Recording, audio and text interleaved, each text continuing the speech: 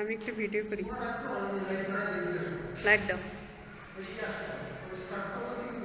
হ্যাঁ, এখান থেকে করি। এটা হচ্ছে মেইন দরজা।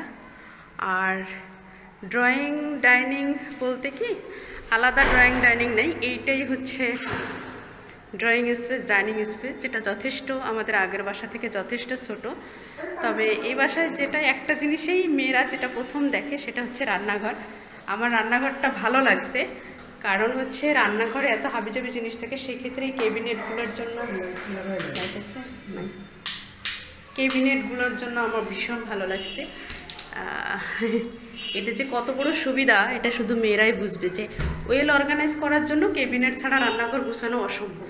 সেই দিক দিয়ে এটা একটা বিশাল পজিটিভ সাইড এই বাসার জন্য। আর আমরা যেহেতু সিঙ্গেল ফ্যামিলি, দুইজন, সেটার জন্য টোনাটনের সংসারের জন্য ছোট্ট একটা বাসা।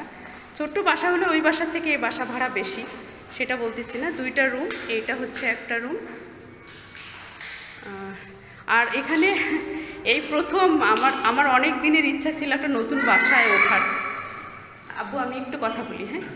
এক নতুন বাসায় ওঠার, যে আমি জীবনে ঢাকা শহরে এসে এত বাসা ক্লিন করছি, মানুষের বাসা, যেটার অপেক্ষায় রাখে না।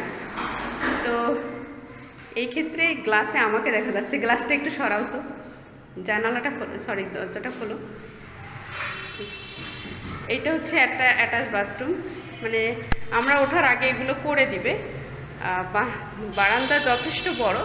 বারান্দা বড় হলে এটা অসুবিধা যেটা, সেটা হচ্ছে আগের বাসায় বারান্দায় বসা যেত, কিন্তু এখান থেকে একদম নিচের ভিউ দেখা যায়। মানে আমি আকাশ দেখতে আমার একটু কষ্ট হবে, এই আর কি।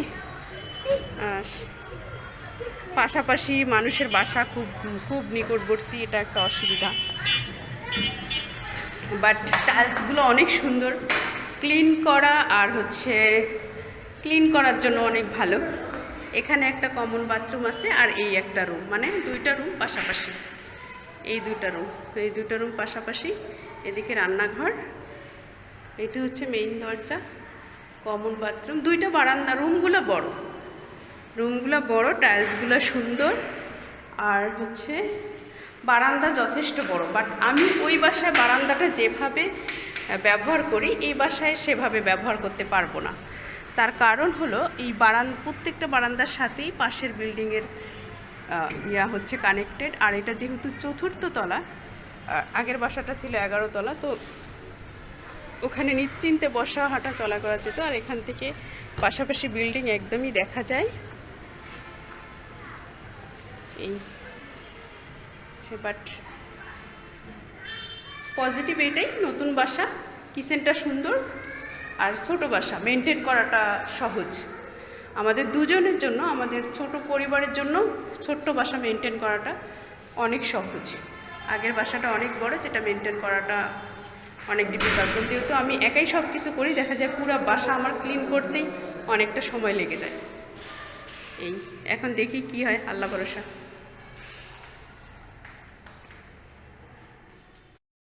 আপনারা সবাই কমেন্টস করে জানাবেন আমাদের নতুন বাসাটা কেমন, আগেরটার চেয়ে, বা কম্পেয়ার করে আর কি। এই ওকে, আল্লাহ হাফেজ, আসসালামু আলাইকুম।